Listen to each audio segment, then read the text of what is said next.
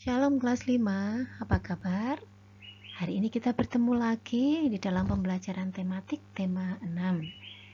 Pagi hari ini kita akan membahas dalam muatan kode B atau muatan bahasa Indonesia. Mari kita pelajari bersama-sama.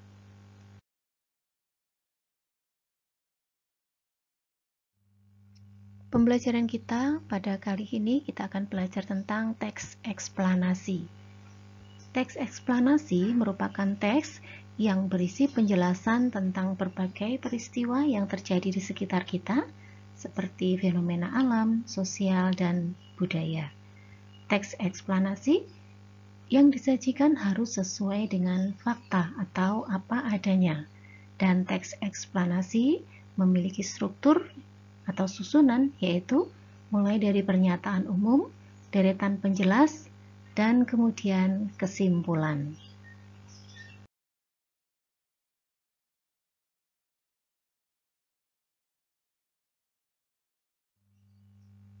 Bagaimana cara kita memahami teks eksplanasi?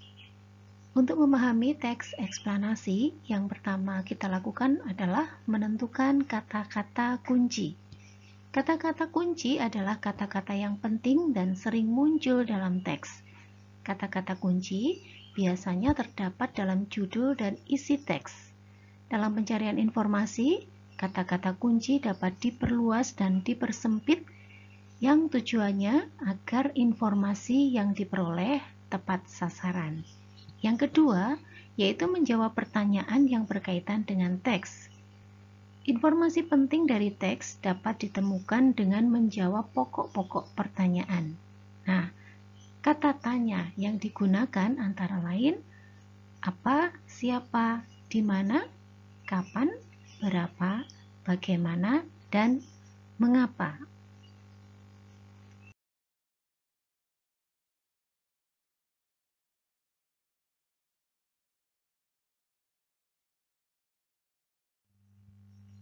Nah, agar lebih jelas, mari kita simak teks berikut.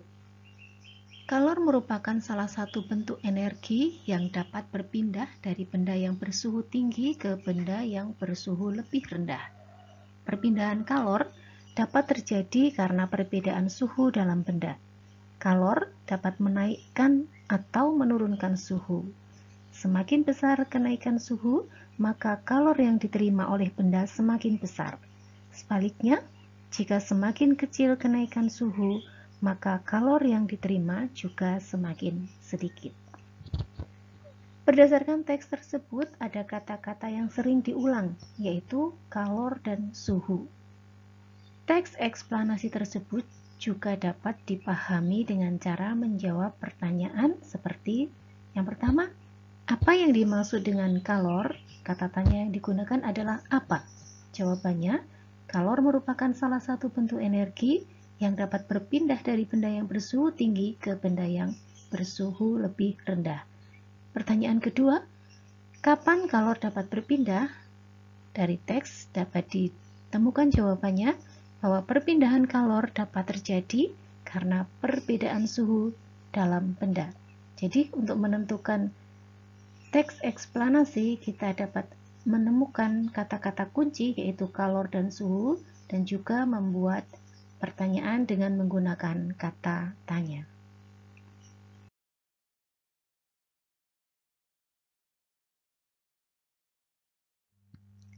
Lalu bagaimana jika kita diminta untuk membuat ringkasan dan juga kesimpulan dari teks eksplanasi?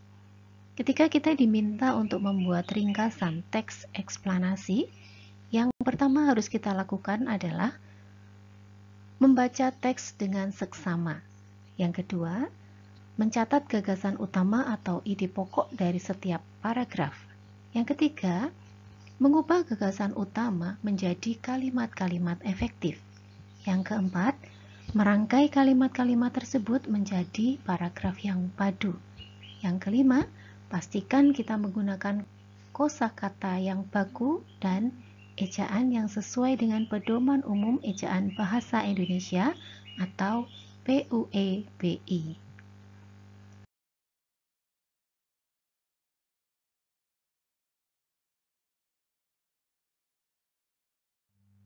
Nah, setelah membuat ringkasan, kita dapat membuat kesimpulan. Kesimpulan merupakan pendapat terakhir yang mengandung informasi berdasarkan uraian sebelumnya. Kesimpulan dibuat agar informasi yang diperoleh dapat mudah diingat dengan cara mencatat informasi penting dalam teks.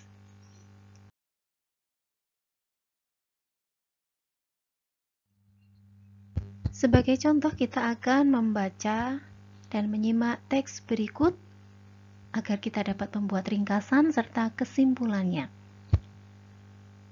Teks kalimatnya adalah, pernahkah kamu merasakan panas tubuhmu? Tentu kamu pernah meletakkan tangan di kening ketika sedang demam. Dalam kehidupan sehari-hari, ukuran derajat panas atau dinginnya suatu benda atau ruang dikenal dengan istilah suhu. Permukaan tangan kita tidak dapat mengukur suhu secara akurat. Terdapat suatu alat yang digunakan untuk mengukur suhu secara tepat dan dapat digunakan secara internasional, yaitu termometer. Termometer memiliki suatu standar antara lain Celsius, Reaumur, Fahrenheit, dan Kelvin. Dalam kehidupan sehari-hari, kita biasanya menggunakan termometer Celsius. Nah, dari teks di atas, buatlah ringkasan dan kesimpulan dari teks tersebut.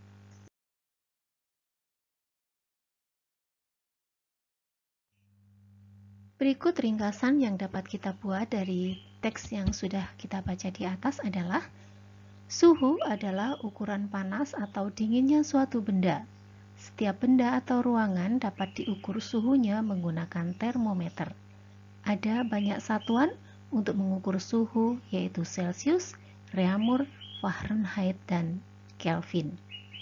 Kemudian kesimpulannya adalah, jadi panas atau dinginnya suatu benda dinamakan suhu. Suhu dapat diukur dengan menggunakan alat yang disebut termometer. Ada berbagai satuan yang biasa digunakan dalam kehidupan sehari-hari, tetapi satuan yang umumnya digunakan adalah satuan Celsius.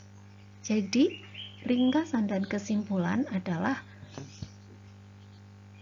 kalimat-kalimat yang meringkas dari banyak kalimat yang terdapat di dalam teks.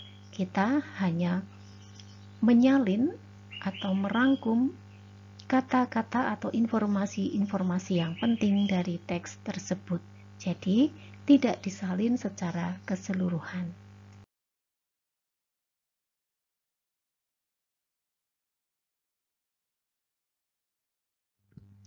Dalam membuat kesimpulan dari teks eksplanasi bisa dilakukan dengan beberapa cara.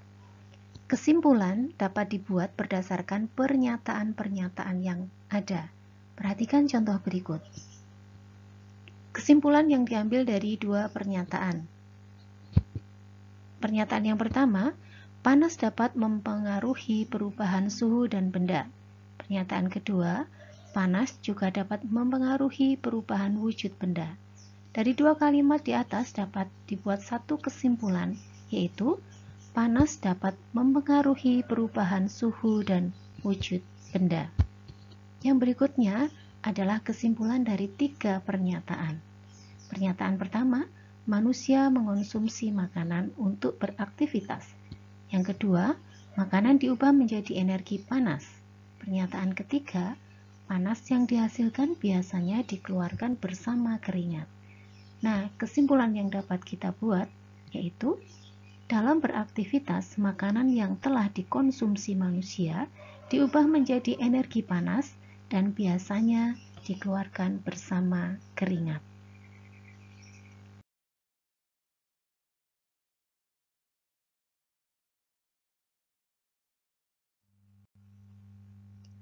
Untuk menjelaskan isi teks eksplanasi, kita bisa menggunakan peta pikiran.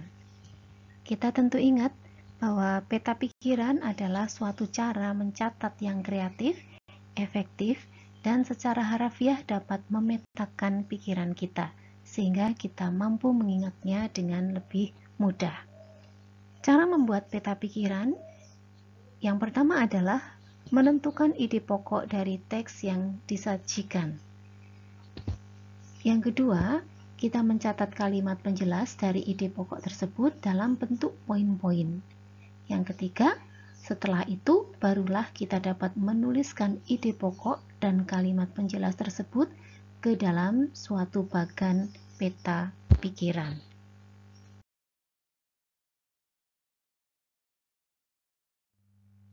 Untuk berlatih membuat peta pikiran, kita akan membaca teks berikut yang berjudul Pengaruh Negatif Interaksi Manusia dengan Lingkungan Alam. Manusia dan lingkungan alam saling berkaitan. Manusia tidak dapat hidup tanpa lingkungan alam. Manusia berinteraksi dengan lingkungan alam untuk memenuhi kebutuhan hidup. Bentuk interaksi manusia dengan lingkungan alam terlihat dalam bidang pertanian, perkebunan, perikanan, dan peternakan. Interaksi manusia dengan alam tidak semua berdampak baik bagi lingkungan. Banyak perilaku manusia yang justru merusak lingkungan. Misalnya, membuang sampah di sungai dan laut akan menyebabkan makhluk hidup di dalamnya terganggu. Perilaku merusak lingkungan juga dapat membahayakan diri manusia. Pengaruh negatif interaksi manusia dengan lingkungan akan menyebabkan bencana-bencana. Bencana tersebut dapat merusak lingkungan alam dan merugikan manusia. Contoh bencana akibat interaksi manusia dengan alam adalah banjir, tanah longsor, dan kebakaran hutan. Bencana banjir disebabkan oleh tersumbatnya saluran air karena sampah yang dibuang sembarangan. Tanah longsor dapat disebabkan oleh ulah manusia yang sering menebang pohon. Kecerobohan manusia juga menyebabkan kebakaran hutan.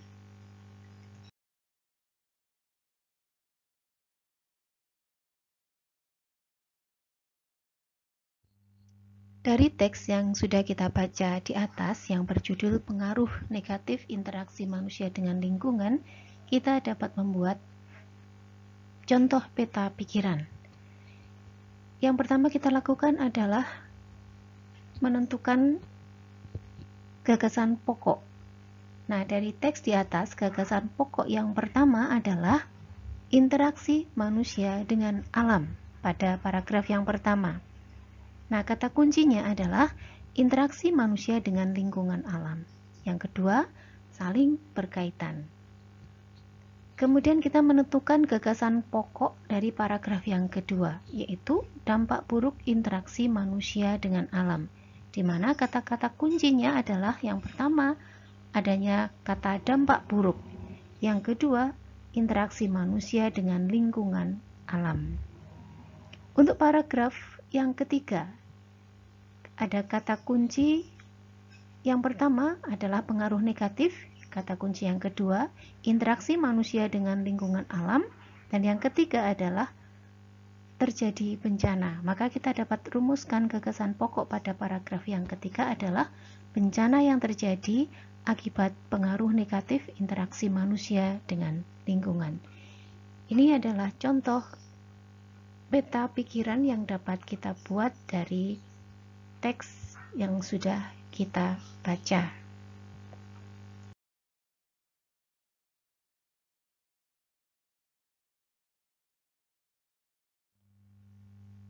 Di dalam setiap teks yang kita baca, tentu kita akan menemukan informasi-informasi penting. Nah, bagaimana cara kita menuliskan kembali informasi penting dari teks eksplanasi? Yang harus kita lakukan yang pertama adalah memperhatikan judul dan tema dalam teks dengan seksama.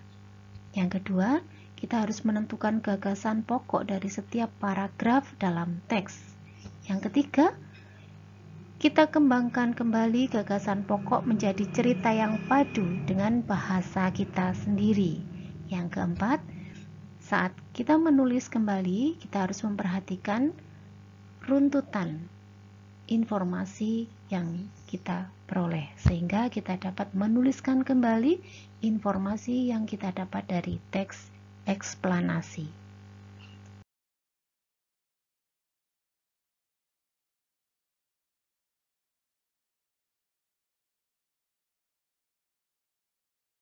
Membuat ringkasan teks eksplanasi, ada beberapa hal yang harus kita perhatikan. Yang pertama adalah membaca judul teks terlebih dahulu untuk mengetahui gambaran informasi secara keseluruhan. Jadi penting ketika kita membaca teks eksplanasi, kita harus terlebih dahulu membaca judulnya agar mengetahui gambaran informasi secara keseluruhan. Yang kedua, dengan membaca cermat, kita dapat menggali informasi teks lebih dalam sehingga dapat memahami isi teks. Misalkan ulangi sekali lagi, yang pertama adalah membaca judulnya untuk memahami gambaran informasi secara keseluruhan. Yang kedua, membaca dengan cermat agar lebih dalam memahami isi teks.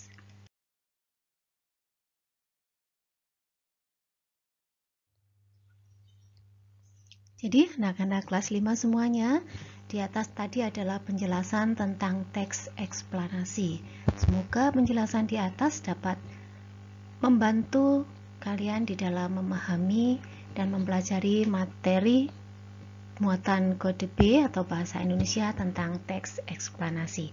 Baik, terima kasih atas perhatiannya dan selamat belajar dengan gembira. Tuhan Yesus memberkati.